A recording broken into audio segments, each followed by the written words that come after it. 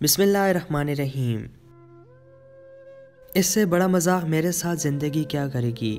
میں جہازی سائز کے بیڈ پہ بیٹھی یہی سوچ رہی تھی کہ زندگی نے مجھے کہاں سے کہاں لا کر کھڑا کیا۔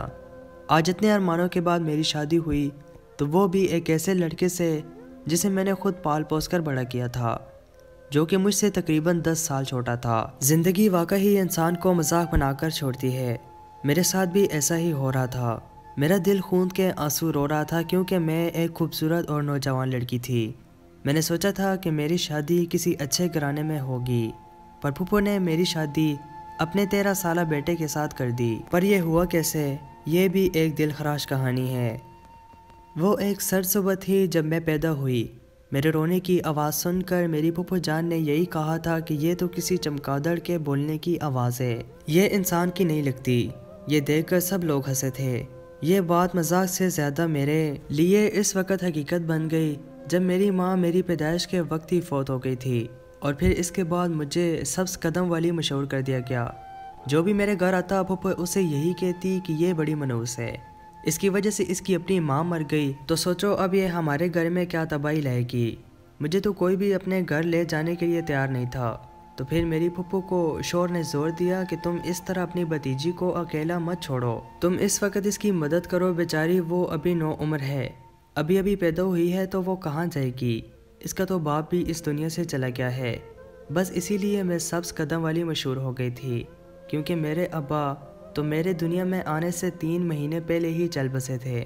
اسی سب کی وجہ سے امی بھی پریشانی جھیل کر میری پیدائش پر اس دنیا سے چل بسی۔ اس کے بعد مجھے پھپھو نے پالا، پر جب میں 6 سال کی ہوئی تو گھر میں خوب دولت آنے لگی۔ اب پھپھو کے گھر میں اس قدر دولت دیکھ کر خاندان کے سبھی لوگوں کی توجہ میری طرف ہو گئی تھی، کیونکہ گھر میں میرے آنے کی وجہ سے ہی دولت آئی تھی۔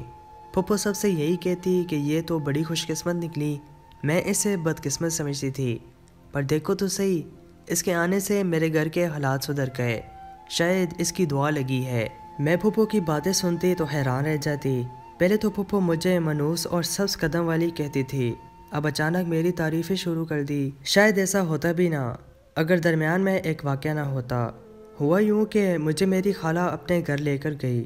جس دن وہ مجھے اپنے گھر لے کر گئی تھی، میری پھپھو کے گھر میں نقصان ہو رہا تھا، اور روز ایسا نقصان ہوتا کہ پھپھو کو سمجھ نہ آتی تھی کہ ایسا کیا ہوا ہے۔ آخر انہوں نے اندازہ لگا لیا کہ میرے جانے کے بعد یہ سارا نقصان ہو رہے ہیں، تو پھپھو نے اپنے کان پکڑ لیے، بولی اب تو میں اس لڑکی کو یہاں سے کہیں نہیں جانے دوں گی۔ ایسا ہی ہوا، جب وہ مجھے واپس اپنے گھر لے کر آئی تو وہی نقصان فائدے میں بدلنے لگا۔ پھر میری پھپھو کو یقین آیا کہ واقعی یہ لڑکی تو مبارک قدم والی ہے، آئندہ اسے گھر سے باہر نہیں جانے دوں گی۔ پھر پھپھو نے جو کچھ شروع کیا وہ میرے لیے ایک نئی مصیبت تھا۔ میں سمجھتی تھی کہ اب پھپھو میرے ساتھ اچھا رویہ اختیار کریں گی۔ انہوں نے مجھے سونے کی چڑیا سمجھ لیا اور دن رات میری حفاظت کرنے لگی کہ میں کسی سے بات چیت نہ کر لوں۔ پھپھو کہتی کہ میرا کوئی بیٹا تیرا ہم عمر ہوتا تو میں اس کے ساتھ تیری شادی کر دیتی۔ پھپھو کے بار بار کہنے کے باوجود میرا دھیان اس طرف نہیں گیا کہ وہ مجھے کیا کہنا چاہتی ہے۔ ابھی پھپھو کا بیٹا صادق 13 سال کا تھا اور میں 23 سال کی تھی۔ ایک دن میری خالہ ہمارے گھر میں آئی، شاید وہ پھپھو سے میرا رشتہ مانگنے آئی تھی۔ وہ اپنے بیٹے ارسلان کے ساتھ میری شادی کرنا چاہتی تھی۔ وہ تقریباً 26-27 سال کا تھا۔ اس کی بینک میں ایک نوکری بھی تھی۔ خالہ نے پھپھو سے پوچھا کہ آپ نے اس کا رشتہ کر دیا ہے یا نہیں؟ تو پھپھو بولی ہاں، میری بیٹی کا رشتہ تو کب کا ہو گیا ہے، آپ اپنے بیٹے کے لیے کوئی اور رشتہ دیکھ لیں۔ جیسے یہ سن کر خالہ تو حیران ہو گئی اور کہنے لگی آپ نے اپنی بیٹی کا رشتہ کہاں کر دیا ہے؟ پھپھو بولی جہاں بھی کر دیا ہے تم لوگوں کو اس کی خبر لینے کی ضرورت نہیں۔ جب یہ چھوٹی تھی تو اس کو پال پوس کر بڑا کیا، اس کا رشتہ بھی میں ہی کروں گی۔ خالہ پوچھنے لگی کہ بہن میں تمہیں کچھ نہیں کہتی، مجھے تم ایسے ہی بتا دو کہ تم نے صادق کا رشتہ کہاں طے کیا ہے۔ تب پھپھو نے جو بات کہی وہ سن کر میرے آنسو نکل گئے۔ پھپھو بولی میں نے صادق کا رشتہ اپنے بیٹے صادق کے ساتھ کیا ہے۔ یہ سنتے ہی میری تو جیسے نیندیں اڑ گئی تھی۔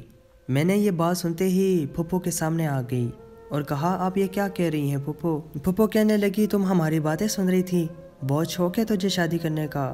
پھپھو نے مجھے جھنجھوڑتے ہوئے کہا ایسی بات نہیں ہے پھپھو، لیکن آپ میرا رشتہ اپنے 13 سالہ بیٹے سے تو نہ کریں۔ میری بات سن کر وہ ہنسنے لگی، ارے بھائی کیوں نہ کروں، تو اتنی مبارک ہے میرے لیے، سونے کی چڑیا ہے، میں تمہیں اس گھر سے باہر نہیں جانے دوں گی۔ پھپھو میری زندگی تباہ نہ کرے، میں اپنے سے 10 سال چھوٹے لڑکے کو کیسے شوہر مان لوں؟ میں نے چلاتے ہوئے کہا تو پھپھو نے میرے جبڑے پکڑ لیے اور بولی، آئندہ تو نے اگر ایسی بات کہی تو مجھ سے برا کوئی نہیں ہوگا۔ تم سے 10 سال چھوٹا نہیں ہے، وہ 17-18 سال کا لگتا ہے، اور تم بھی ابھی جوان ہوئی ہو۔ میں بہت زیادہ سمجھدار تھی، کہنے لگی، ابھی تو میں جوان ہوئی ہوں، کل کو جب میں 30 سال کی ہو جاؤں گی تو آپ کے بیٹے کی جوانی ابھی شروع ہوگی، تب وہ کیا کرے گا؟ پھپھو کو ذرا شرم نہ آئی، بولی کہ کوئی بات نہیں، ایک شادی اس کی تیرے سے چھوٹی لڑکی سے بھی کروا دوں گی۔ میں نے کہا، میں نے آخر ایسا کیا قصور کیا ہے کہ آپ میری شادی ایک ایسے لڑکے سے کریں گی جو بعد میں دوسری شادی بھی کر لے گا؟ پھپھو کہنے لگی، تم سے شادی کرنا میرے بیٹے کی مجبوری ہے، کیونکہ تمہارے علاوہ یہ گھر منحوس ہو جاتا ہے۔ میں نے کہا، پھپھو آپ مجھے اپنے گھر میں ہی رکھیں، پر میری شادی اپنے بیٹے سے نہ کریں۔ پھپھو بولی، ایسا نہیں ہو سکتا، ایسے تو میرے ہاتھ سے نکل جائے گی، میں اس سب پر بھروسہ نہیں کر سکتی، جلد از جلد تیری شادی کروں گی۔ پھپھو کی باتیں سن کر میں رونے لگی۔ میری خالہ نے مجھے تسلی دی اور وہاں سے چلی گئی، اور وہ کر بھی کیا سکتی تھی، مگر اس سے پہلے کہ کچھ اور ہوتا، پورے خاندان میں بات پھیلتی، پھپھو نے ایک انوکھا کارنامہ کیا۔ اسی رات گھر میں مولوی صاحب کو بلوایا اور کہنے لگی، چلو تم دلہن والے کپڑے پہن کے تیار ہو جاؤ۔ پھپھو مجھے نکاح کے لیے آمادہ کر رہی تھی۔ میں نے کہا، میں نکاح نامے پہ دستخط نہیں کروں گی تو میری شادی نہیں ہوگی۔ تب پھپھو نے ایسی بات بولی جس نے میرا کلیجہ چھلنی کر دیا۔ بولی کہ تیری ماں بھی ایسے ہی تھی اور تو بھی ایسی نکلی، میں تیری زندگی تباہ کر دوں گی اگر تو نے میرے بیٹے سے شادی نہیں کی۔ تو خود کو سمجھتی کیا ہے، بہت حور پری ہے کوئی، جو میں تیرے اوپر مری جا رہی ہوں؟ تو یہاں سے گئی تو کسی اور کے گھر بھی بس نہیں پائے گی، یہ بات میری لکھ کے لے لو۔ میری پھپھو یہ باتیں کرتی تو مجھے کسی ڈائن سے کم معلوم نہیں ہو رہی تھی۔ پھر میں نے سر جھکا لیا، میرے پھپھا بھی آ گئے، انہوں نے بھی کوئی اعتراض نہیں کیا، بولے کہ میری بیوی اس طرح کے کاموں میں جلد بازی سے کام نہیں لیتی بیٹی، اگر اس نے خوش نصیب سمجھ کر اپنی بہو بنانے کا کہا ہے تو کوئی بات نہیں، تم اس فیصلے کو قبول کر لو۔ اور رہی بات دوسری شادی کی، تو جب تک میں ہوں تمہارا شوہر تمہارے ہاتھ میں ہی رہے گا، اللہ تم دونوں کو لمبی زندگی دے، میں اپنے بیٹے کو ایسا کچھ نہیں کرنے دوں گا، میں اس کو اس بات کا پابند بناؤں گا کہ وہ صرف تمہارا رہے۔ یہ بات نکاح نامے میں بھی لکھوا دی گئی۔ پھر میں تھوڑی مطمئن ہو گئی کہ چلو میرا شوہر اگر دوسری شادی کرے گا تو گاڑی بنگلہ سب میرے نام ہو جائے گا۔ میں اس شرط پر راضی ہو گئی تھی۔ میں نے اپنے شوہر کو اپنے سے کم عمر ہونے کی وجہ سے دبا کر بھی رکھنا تھا، وہ میری ہر بات مانتا تو ہماری زندگی آسانی سے گزر بسر ہو جاتی۔ خیر، اب میرا نکاح کر دیا گیا۔ میری پھپھو کا 13 سالہ بیٹا اب میرا شوہر بن چکا تھا، اس سے کوئی ڈر نہیں تھا۔ میں جانتی تھی کہ وہ کم عمر چھوٹا سا بچہ ہے، کبھی بھی میرے سامنے تنگ کر بات نہیں کر سکے گا، پر میں نہیں جانتی تھی کہ مرد تو مرد ہوتا ہے، چاہے وہ بچہ ہو یا بڑا، اپنی فطرت سے باز نہیں آتا۔ میں اپنی پھپھو سے مل کر اپنے کمرے میں چلی گئی۔ میں نے دلہن والا جوڑا پہنا ہوا تھا، تبھی کمرے کا دروازہ کھلا اور اسی شان کے ساتھ میرا 13 سالہ شوہر کمرے میں داخل ہوا۔ ان کی عمر کم تھی پر قد نکلا ہوا تھا اور لگتے 18 سال کے تھے۔ کمرے میں داخل ہوتے ہی اس نے میری طرف دیکھا اور بولا، سعدیہ تم بڑی خوبصورت ہو، میرا دل تو نہیں چاہتا کہ میں تمہارے ساتھ ایسا کروں، پر کیا کروں، میری مجبوری ہے، تمہیں میرے ساتھ چلنا ہوگا۔ میں اس کی طرف حیران ہو کر دیکھنے لگی۔ صادق، کہاں چلنا ہوگا؟ یہ تم کیسی باتیں کر رہے ہو؟ سو جاؤ، کافی رات ہو گئی ہے۔ میں اسے بچوں کی طرح ڈانٹنے لگی۔ مجھے آج بھی وہ وقت یاد تھا جب میں اسے ہوم ورک کروایا کرتی تھی، کبھی کبھی کھانا بھی اپنے ہاتھوں سے کھلایا کرتی تھی، اور آج وہ وہی میرا شوہر بن بیٹھا تھا۔ میں اپنی قسمت پر ہنس رہی تھی، کیونکہ یہ جو ہو رہا تھا یہ سب میری سوچ و سمجھ سے باہر تھا۔ بہرحال میں نے صادق سے کچھ بھی نہیں کہا، میں نہیں چاہتی تھی کہ وہ بگڑ جائے، میں تو اس کی بڑی بہن ہی کی طرح تھی۔ خیر، وہ بیڈ پر آ کر بیٹھا اور مجھے ایسی بات کہی کہ میں حیران رہ گئی۔ مجھے سر جھکا کر بولا، مجھے معاف کر دے سعدیہ باجی، اماں نے لالچ میں آ کر مجھے آپ کے ساتھ بیاہ دیا ہے، اماں کو ایسا نہیں کرنا چاہیے تھا باجی۔ میں جب سے بڑا ہوا ہوں آپ کو اپنی حفاظت کرتے ہوئے دیکھا ہے، آپ نے مجھے ماں کی طرح پالا ہے، اگر میں شادی کا رشتہ نبھاؤں گا تو یہ ایسا ہی ہو جائے گا کہ ماں بہن کا رشتہ پامال ہو گیا۔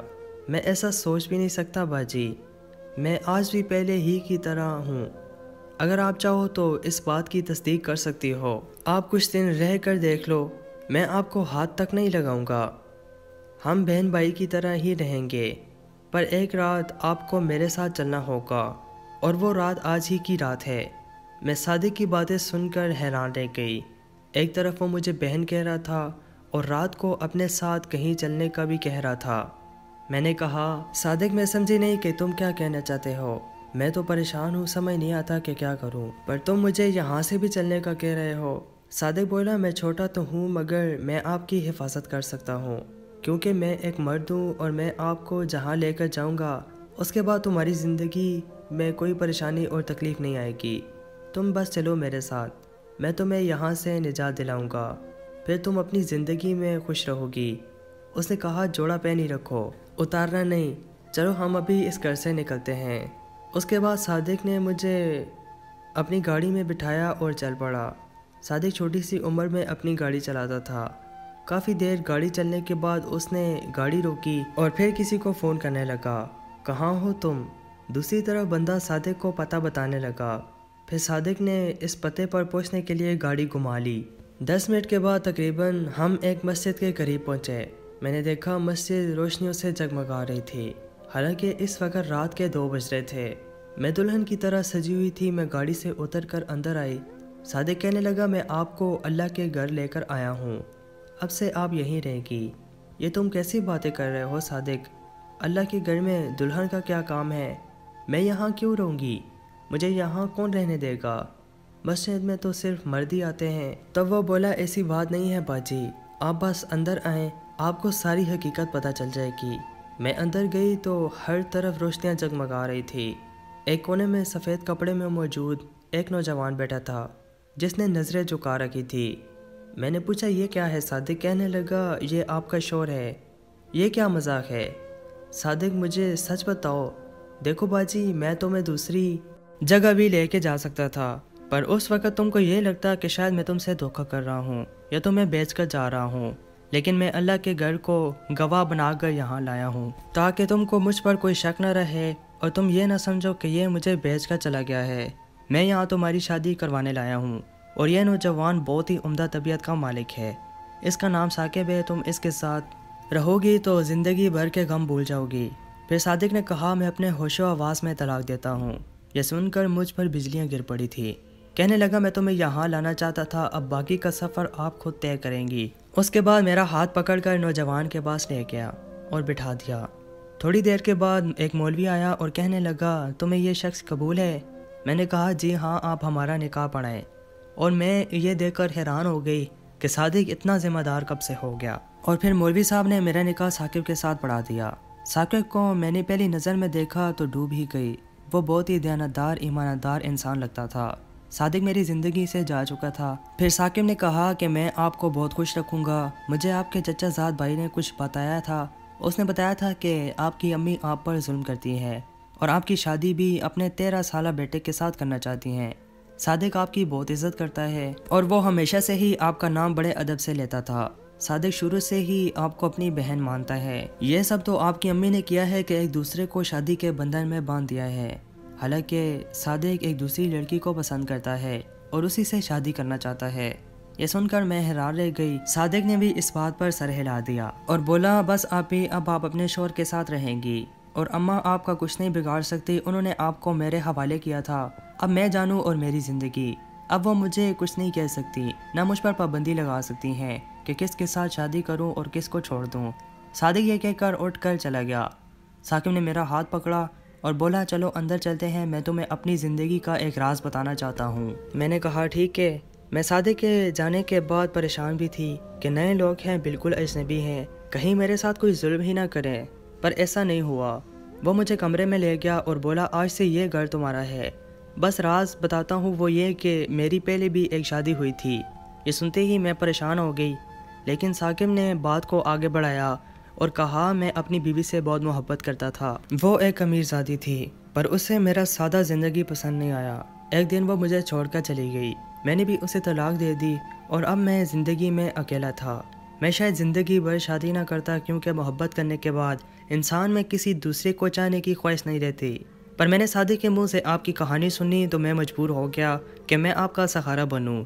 یہ کہہ کر ثاقب نے میرا ہاتھ پکڑا اور ہم نے ایک نئی زندگی کا آغاز کیا۔ میں اب ثاقب کے ساتھ بہت خوش ہوں۔ میں سب لڑکیوں سے التجا کرتا ہوں کہ صبر کا دامن کبھی ہاتھ سے نہ چھوڑیں اور اللہ سے شکوہ نہ کرے، کیونکہ اللہ جو ہمارے لیے لکھتا ہے وہ بہت ہی زیادہ عظیم اور ہمارے لیے بہت فائدہ مند ہوتا ہے۔ یہ ہم ہی ہیں جو اللہ کے دیے ہوئے رزق کو اور اللہ کے لکھے ہوئے مقدر کو نہیں سمجھ پاتے۔ دوستوں، مزید سچی کہانیاں سننے کے لیے محمد اسماعیل وائس چینل کو ضرور سبسکرائب کریں اور ساتھ میں دیے گئے بیل پر کلک کریں۔